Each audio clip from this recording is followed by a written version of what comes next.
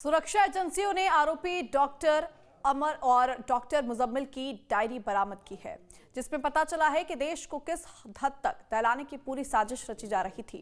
Diary में code words का इस्तेमाल कर पूरा आतंकी प्लान लिखा गया। वहीं इन आतंकियों का इंटरनेशनल कनेक्शन भी सामने आया है। इसके अलावा डॉक्टर शाहीन की टीम डी का खुलासा हुआ है।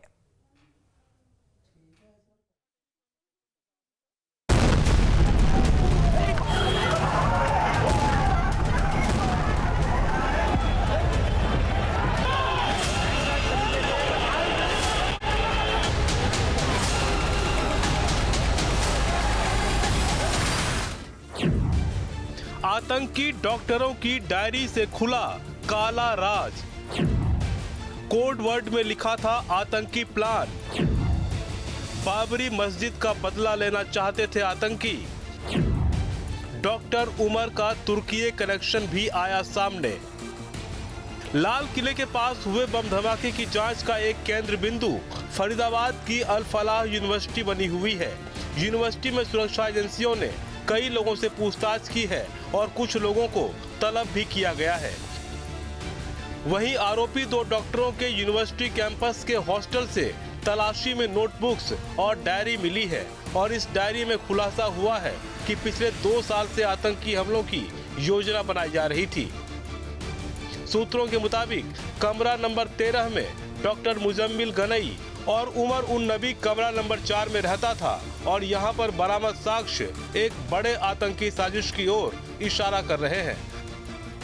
बरामद डायरी में 25 से 30 लोगों के नाम लिखे गए हैं। ये लोग जम्मू कश्मीर और फरीदाबाद या आसपास के इलाके के रहने वाले हैं। बताया जा रहा है कि जांच एजेंसी के हाथ लगी नोटबुक्स और डायरी में कोड वर्ड्स, नाम, नंबर और ऑपरेशन शब्द लिखा था, यानी दोनों डॉक्टर हमलों की योजना बना रहे थे।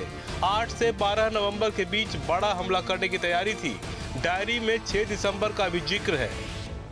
पुलिस के हाथ आतंकियों की कुल 3 डायरियां लगी हैं, जिनसे ये साफ हुआ है कि आतंकियों का टारगेट बहुत बड़ा था और वो 4 जगहों पर जोरदार धमाके से पूरी दिल्ली को एक साथ दहलाना चाहते थे।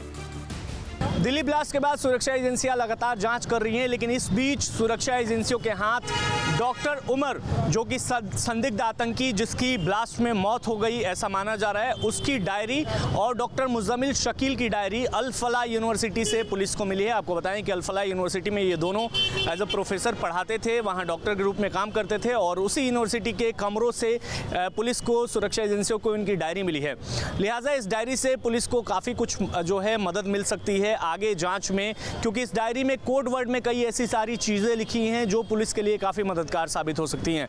आपको ये भी बताएं कि ये इस डायरी से साफ पता चलता है कि ये किस तरीके से जैश-ए-मोहम्मद आतंकी संगठन के लगातार टच में थे और वहाँ के आकाओं के आदेश के अनुसार सुनियोजित तरीके से यहाँ पर आतंकी साजिश घटना को अंजाम देने के लिए पूरी प्लानिंग और प्लॉटिंग करते हुए नजर आ रहे थे। दिल्ली 10-11 धमाके का कनेक्शन तुर्की, पाकिस्तान और अफगानिस्तान तक जुड़ रहा है। धमाकों के तार इन तीनों ही मुल्कों में मौजूद जैश-ए-मोहम्मद के हैंडलरों से जुड़ते नजर आ रहे हैं।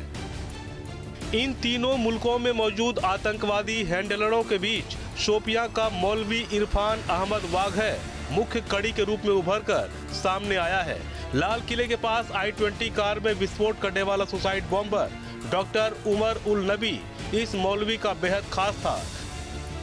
जम्मू और कश्मीर के शोपियां से गिरफ्तार मौलवी इरफान अहमद वाघे को डॉक्टर टेरर मॉड्यूल का मास्टरमाइंड माना जा रहा है। मौलवी को फरीदाबाद से बम बनाने वाले, केमिकल और हथियारों की जब्ती और लाल किला विस्फोट से पहले ही पकड़ लिया गया था। दिल्ली ब्लास्ट में जैश-ए-मोहम्मद की टॉप कमांडर शाहीन का नाम एक बड़ी साजिशकर्ता के तौर पर सामने आया है। दिल्ली टेरर अटैक का एक बड़ा कनेक्शन राजधानी लखनऊ में निकला है, जहां पे डॉक्टर शाहीन और डॉक्टर परवेज इसी घर में, उनके पिता, उनका परिवार इसी घर में रहता है। उनके पिता जो कि यूपी सरकार में नौकरी करते थे, रिटायर होने के बाद आप पेंशन पे अपना घर परिवार चलाते हैं, लेकिन इस इलाके में जब हम लोग यहाँ आसपास के माहौल को जानना चाहा, हम लोगों ने इस बात को कि डॉक्टर परवेज़ यहाँ पे आखिरी बार कब आए थे या कब उनको देखा गया, उनको लेकर के किस तरीके का एहसास होता था। डॉक्टर शाहीन जो कि छोटी थी और यहाँ पर रहती थी, आती जाती थी, लेकिन बाद में उसने भी घर से नाता तोड़ लिया था। वहीं न्यूज स्टेट के पास शाहीन को लेकर एक्सक्लूसिव जानकारी है कि जैश-ए-मोहम्मद ने शाहीन को मैडम सर्जन का कोड नाम दिया था। इस आतंकी ऑपरेशन से जुड़े सभी आतंकी शाहीन को मैडम सर्जन कहकर बुलाते थे।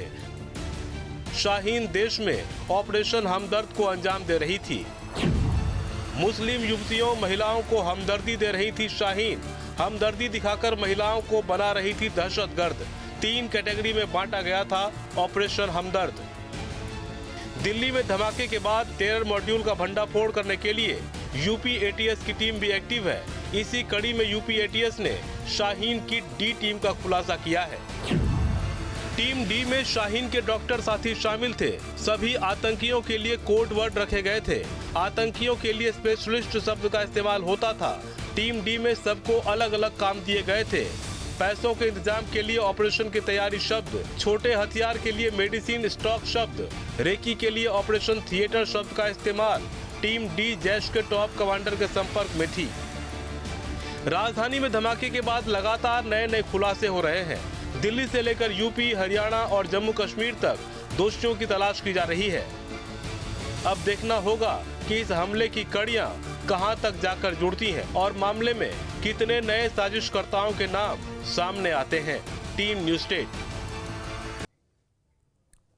जहां भक्ति है हर शब्द में, कथाओं में छुपे हैं दिव्य रहस्य और ज्योतिष देता है जीवन को दिशा। धर्म से जुड़ी हर बातों को जानने के लिए हमारे चैनल स्तुति को सब्सक्राइब करें।